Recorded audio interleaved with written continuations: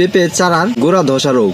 Hello watcher, কি অবস্থা সবার, কেমন আছেন সবাই? আশা করি সবাই ভালো আছেন। কৃষি দিবানিশি ইউটিউব চ্যানেলের পক্ষ থেকে জানাই আপনাদের আন্তরিক শুভেচ্ছা ও অভিনন্দন। প্রতিদিনের মতোই আজকে আমরা চলে এসেছি আমাদের বাগানে। আজকে পেঁপে গাছের একটি রোগ নিয়ে কথা বলবো, যারা কিনা বীজ থেকে চারা তৈরি করে তাদের জন্য অত্যন্ত গুরুত্বপূর্ণ।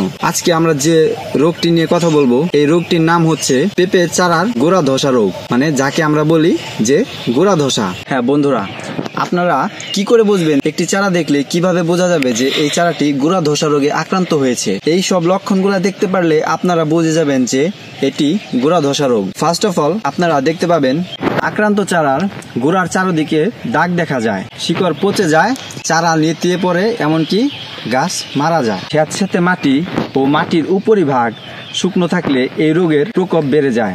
রোগটি মাটিবাহিত বিধায় আক্রান্ত মাটি এবং পানির মাধ্যমে এই রোগটি প্রভাব বিস্তার করে। তো বন্ধুরা, আপনারা এতক্ষণ জানতে পারলেন, এখন জানতে পারবেন ব্যবস্থাপনা। তো ব্যবস্থাপনা, 1 নম্বর বিষয় খেয়াল রাখতে হবে যে পানি নিষ্কাশনের ব্যবস্থা করা। 2 নম্বর হচ্ছে আক্রান্ত চারা বীজতলা থেকে অপসারণ করা। সাবধানতা, স্প্রে করার 15 দিনের মধ্যে সেই পেঁপে খাবেন না, এমনকি বাজারজাতকরণ করবেন না। তো ভিউয়ার্স, এখন আপনারা জানতে পারবেন এই রোগে আক্রান্ত হলে কি করণীয়।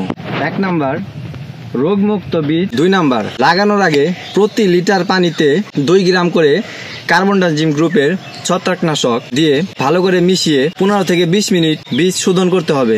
3 নাম্বার হচ্ছে বন্ধুরা, রোদযুক্ত উঁচু স্থানে বীজতলা তৈরি করা। 4 নাম্বার হচ্ছে বীজতলা তৈরি করার 15 দিন আগে প্রতি শতকে 85% হারে ব্লিচিং পাউডারের সাথে ছাই বা বালির সাথে মিশিয়ে ছিটিয়ে দিয়ে হালকা করে পানি দিয়ে আপনাদের বীজতলাটি তৈরি করে নিন। তাহলে দেখা যাবে আপনাদের এই গোড়া ধসা রোগে থেকে আপনারা পরিত্রাণ পাবেন। Thank you for watching this video. আবার দেখা হবে পরবর্তী কোনো ভিডিওতে। সবাই ভালো থাকবেন, সুস্থ থাকবেন। আল্লাহ হাফেজ।